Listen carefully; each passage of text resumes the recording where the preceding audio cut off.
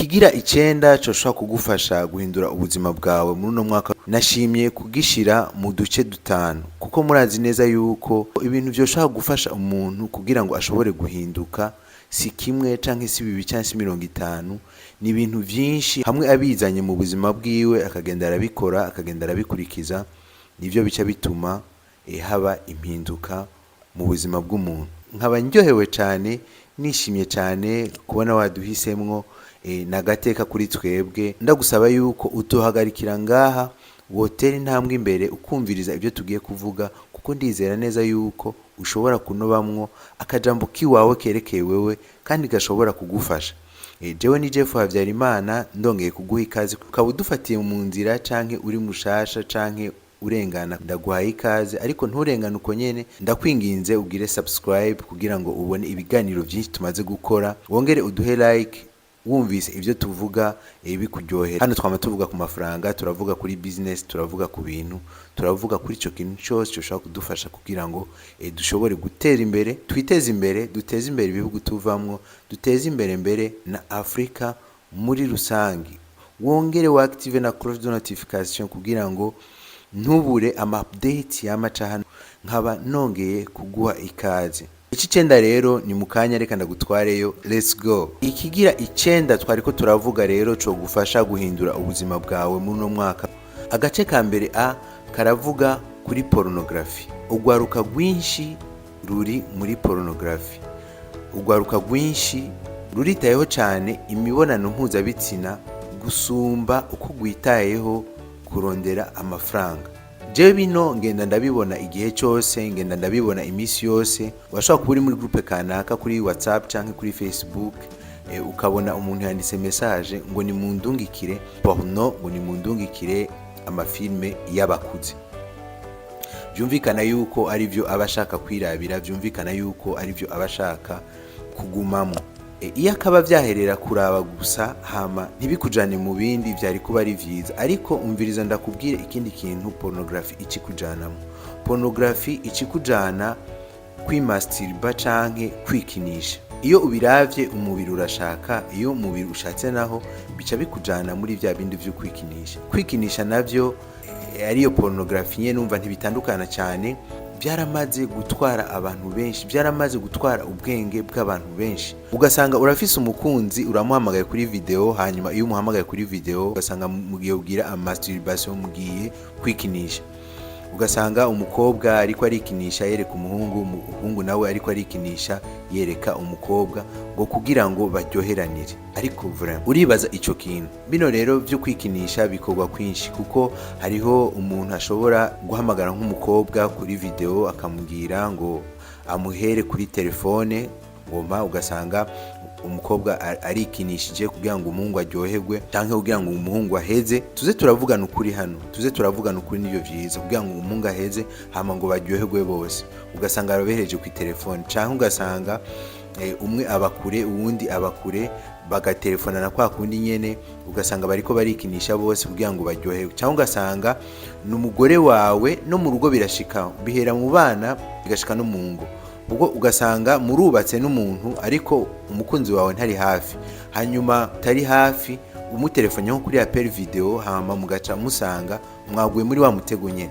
So how do you know yuko hajya muvanye kuri ya video adashobora kubikorera uwundi? Kubera ntashobora kwigumya, ntiyashoboye kwigumya kwera muri kuri, ntiyashoboye kwigumya. None so how do you know yuko adashobora kuba abigira n'uwundi hariya muri kiriya gihugu arimo cyangwa muri kiriya gisagara arimo? Urumva ni kibazo.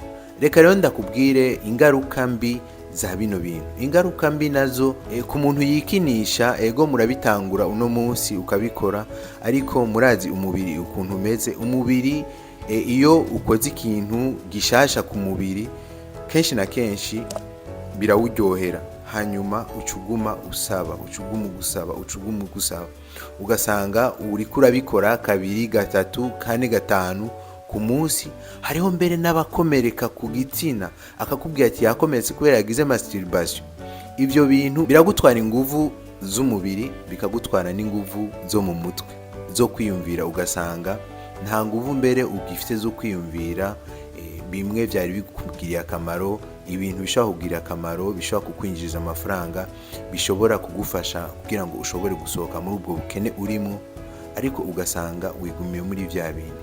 Reka ndakubwire gatoya, iyo abakinyi b'umupira canke ba boxe kenshi na kenshi bariko baritegurira urukinyo ruhambaye canke ari nka za Coupe du Monde canke championnat ikomeye, hajya ubona babatwara ahantu hamwe bakabatwara kugira ngo babategure mu mutwe, kugira ngo babategure sur les conditions physiques, no kugira ngo babonane n'abagore, kuko iyo imbuto z'umugabo zisohotse hariho inguvu nyinshi ziba zisohotse, iki naco mwashobora kuba mutakizi. Rero iyo uzisohoye kenshi murumva yuko n'inguvu zigenda, igituma rero babatwara bakaguma hamwe, bakaguma ngaho batabonanye n'abagore imisi myinshi, nuko baba bashaka yuko les conditions mentales na conditions physiques zabo ziba bien préparées kugira ngo bashobore gutwara champion. None nawe tu t'envoies en l'air chaque jour, chaque matin, chaque soir, hama ushaka kugira ngo uzoshike kwiterambere. None nibaza yuko igihugu gikeneye abantu bafise ubwenge, biyumvira neza kandi bakomeye b'inguvu, bashobora kugifasha gusohoka mu bukene cyangwa gusohoka mu bibazo kiba kirimo. None nawe uri muri ivyo. Ikindi naco, iyo umusore canke inkumi yikinishije cyane, ni vya bindi ugenda kubaka ugatangura kugira ibibazo n'umugore wawe, ni vya bindi ugenda kubaka ugatangura kugira ibibazo n'umugabo wawe, ugasanga ugo rugo ntirushobora kuronka umwana, cyangwa ugasanga ugo rugo ntirushobora gutera imbere. Kubera ori yo gutera imbere bama bariko barashwana imisi yose, ori yo gutera imbere hama hari induru. None iyumvire gatoyi, urugo goshobora gutera imbere gute umugabo canke umugore mudashobora kumvikana? Urumva ntibishoboka. Byumvikana rero yuko kino kintu cyo kwikinisha ari kibi cyane, gishobora no kukubuza gushika kwiterambere ryawe. Agace B nako karagira kati punguza canke uhagarike kuraba televiziyo umwanya muremure. Kino kintu cyo kuraba televiziyo umwanya muremure, hariho abantu benshi usanga cishe. Kuva waziriye za telenovela, uwo hariho n'amafilme yandi y'abashinwa, y'abalatino, usanga ari amaseri. Kuva waziriye amafilme y'amaseri, hariho abantu bapfuye, hariho abantu bagiye nukuri tutakibabona, ariko usanga biyicariye imbere ya televiziyo amasaha 28 agahera canke amasaha 48 agahera ataryamye yicaye imbere ya televiziyo. Ugasanga byose n'icyayi ariko arakinywera imbere ya televiziyo, ugasanga gufungura ariko arabikorera imbere ya televiziyo, ugasanga televiziyo yaratwaye umwanya wiwe wose, televiziyo yatwaye ivyiyumviro. Ori yuko yo kwiyumvira bya bindi bishobora kumubeshaho, ori yuko yo kwiyumvira bya bindi bishobora kumutunga, ugasanga televiziyo yaramutwaye. Bino birakunda rero gushikira cyane cyane abantu b'abapfasoni canke abakobwa. Mu bisanzwe umugabo wawe arashobora kuba ariko arakora akazi hariya hanze, umugabo wawe arashobora kuba ariko arahangayika hariya hirya no hino ku mirimo itandukanye, ariko ugasanga we wicariye imbere ya televiziyo ntuzi n'ivyo umugabo akora. Ugasanga gusa utegera yuko akuzanira bya byo kurya, ugasanga utegera yuko akuzanira amafaranga ya ratio. Ivyo umugabo akora uwo bikubaza en principe ugasanga ntabyutse. So hamwe none ubu ikibazo, ugasanga umugabo wawe aragize ikibazo, iya business afise canke biriya bintu afise, wibaza yuko bica bigenda gute? Bica biribwa n'abantu batabikoreye nabo kwibarabara. Nico gituma rero twari dukwiye guhindura, twari dukwiye kugihagarika canke tukagipunguza. Kuko kubisanzwe raba nko muri quartier, umugore canke umuhungu yirirwa yicaye ku televiziyo, ariko ugasanga hariho uwundi muntu yatahuye ngaho hanze, muri wa mwanya wo uri kuraba televiziyo hariya mu nzu, we bafise akameza hajya imbere y'inzu, ariko aradandaza amavoka, ariko aradandaza inanasi, ariko aradandaza ibiyoba, ariko aradandaza robe, ariko aradandaza ivyamwa, ariko aradandaza ibintu byinshi hajya ku kameza n'umutaye mukeyi afise. Wewe uri kuraraba televiziyo, we ariko aradandaza muri monde zibizidasa. Ejo ni wabona aguze parcelle cyangwa ukabona aguze imodoka cyangwa ubonye aguze inzu ihagaze, ni hamwe ucu ugenda uravuga, ni hamwe ucu usimbira ku byo usimbira ko y'ama telefone, ngo naka ngo asigaye ngo ari umurozi, ngo naka ngo asigaye ari umumaraya, cyangwa ngo naka ngo asigaye ngo aje kuzimu, kuko ari byo kenshi na kenshi abantu twama dukora. Ariko sivyo, nake gituma ashobora kuba afise bijya bintu, ashobora kuba afise canke yashitse kuri bijya bintu ashobora kuba yashitseko, nuko yaronse umwanya wo gukora, nuko yaronse umwanya wo kwitegura, akitegurira ihinduka, nuko nawe yiteguye akamenya yuko hari umwanya wo kuraba televiziyo n'umwanya wo gukora business. Agace C kerekana abahungu bapotereye mu bintu byo gukoresha imiti canke byo gukoresha inshinge kugira ngo igitsina cabo ngo kibe kinini canke ngo kibe kirekire. Muriyumvira ibi bintu, ndakubaza ikibazo, mbega ico gitsina cawe kinini canke kirekire ushaka kukijana hehe canke ushaka kugikoza iki? Bino navyo birishe ugwaruka rwinshi, ugasanga ugwaruka rwitayeho ibyo kurangura amabanga y'abubatse, ariko ugasanga ntigwitayeho bya bindi rubibabaje imisi yose. Ugasanga ugwaruka ntigwitayeho ubukene rufise mu mufuko. Ugasanga umuntu yarahababutse ngo je ngo mfise igitsina gito, ugasanga umuntu yarahababutse ngo je ngo mfise igitsina ngo kigufi. Mbega how do you know ko ufise igitsina gito canke igitsina kirekire?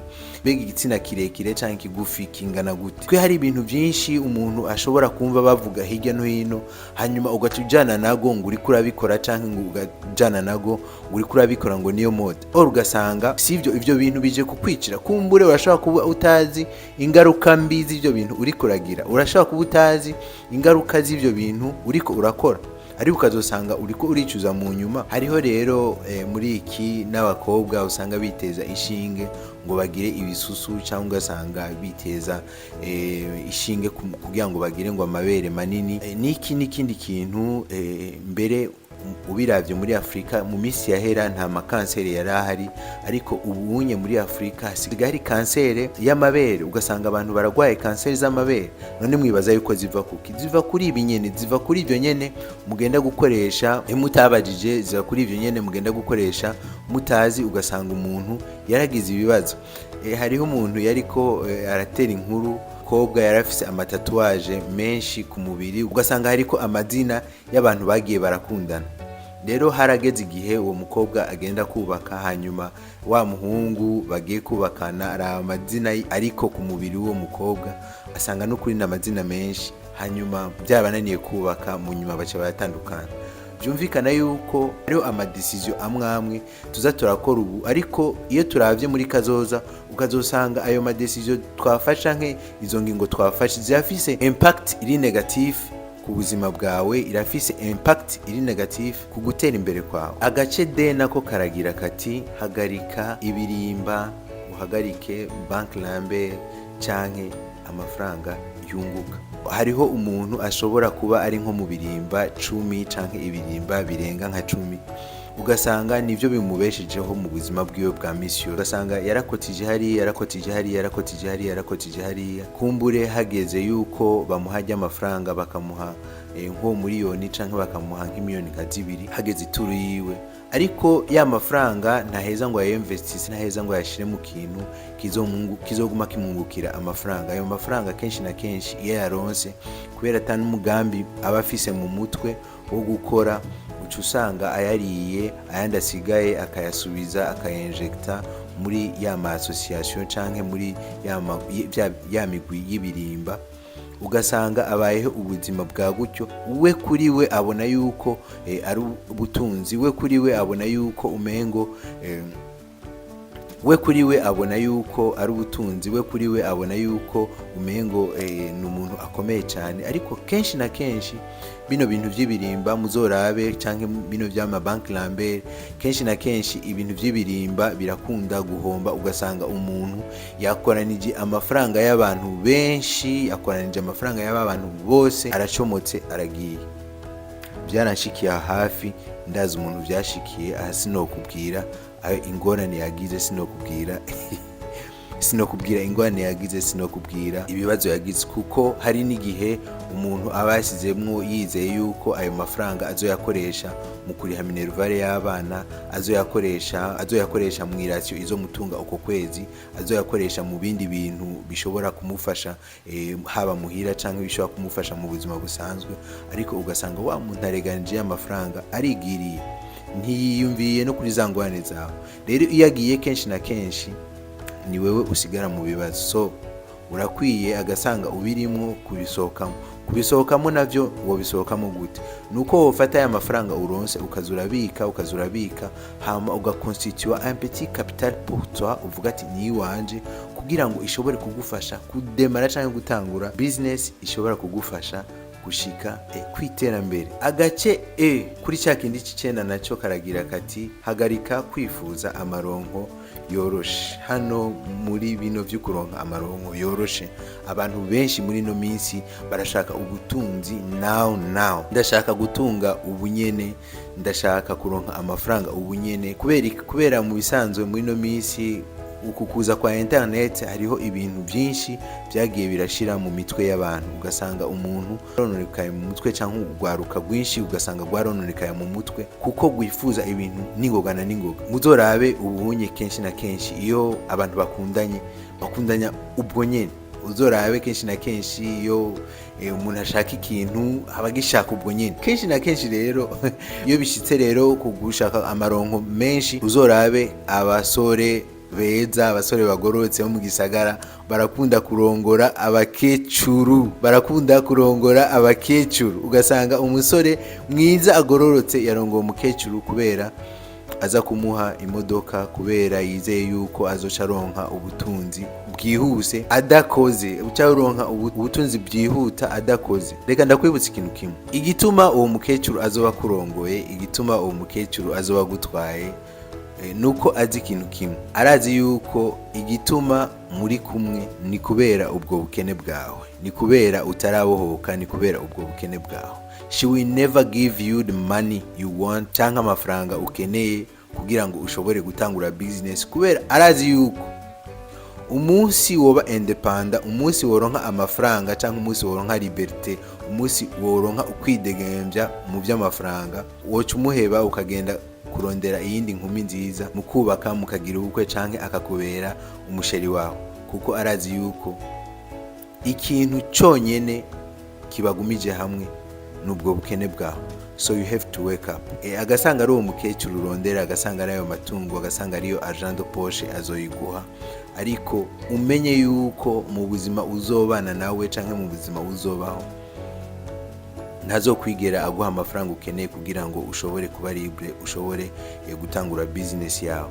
Ibi rero birishe ugwaruka rwinshi, ugasanga ugwaruka ruriko rurarondera ubutunzi bwihuta, ubutunzi bw'ubunyene, ubutunzi butagoye, ugasanga buriko baraja mu bakecuru. Emera usiragoringe, emera uje mu bivu, emera wicishe bugufi kugira ngo usohoke nk'umugabo, kugira ngo wigenge, kugira ngo ushobore gushika ku iterambere. Kandi izera neza yuko ufise inguvu n'ubwenge bwo gushika kuri iryo terambere. Kuba umupfubuzi canke kugendana n'abo bakecuru bawe nyene ntacyo bizokuvira mu gusa, nuko kenshi na kenshi uzohava utakaza n'ubuzima bwawe, kuko abo bakecuru nyene canke abo batamakazi hari n'igihe usanga bifitiye ibigwara, nawe bizohava biguhitana, ugasanga uracyafise imyaka 70 imbere yawe, ugasanga iriya myaka 70 uyimaze nabi, uyimaze atacyo wikoreye, uyimaze uri kurivuza.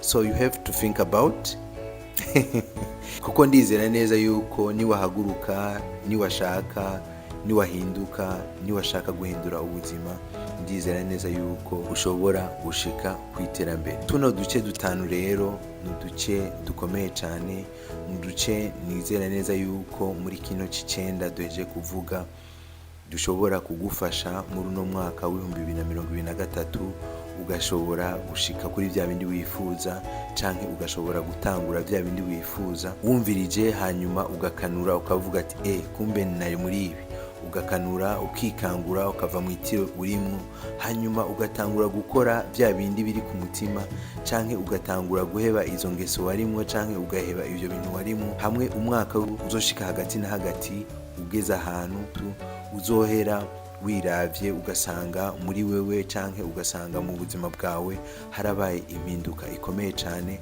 canke ugasanga waratanguye business, ugasanga uzoba ugeze kure cyane, ukavuga ati wow, muri no mwaka I made it, narabikoze. Kandi ndizera neza yuko ushobora kubikora, ndizera neza yuko ushobora kubishikako. Hanyuma nkaba ndagushimiye cyane gose kubona wabanye nanje kuva ino video igitangura, kuva hano tugiye kuyisozerera. Mbega hari icyo byakubwiye? Mbega hari icyo wumvise gishobora kugufasha? Bitubwire, tuyage ngaha muri commentaire, hanyuma share with your friend. I know ibyo duheje kuvuga birashobora kugufasha wowe, birashobora gufasha uwundi, birashobora gufasha bajya bagenzi bawe, ugasanga barikanguye, ugasanga mbere barashoboye gushika kwiterambere. Nkaba ndagushimiye cyane ko ari kurakurikirana number one business channel mu Burundi. Hanyuma nkaba ndagushimiye cyane, tuzosubira mu yindi video aho tuzatwiko turavuga ku kigira 10 cyo gufasha gushika kwiterambere mu no mwaka.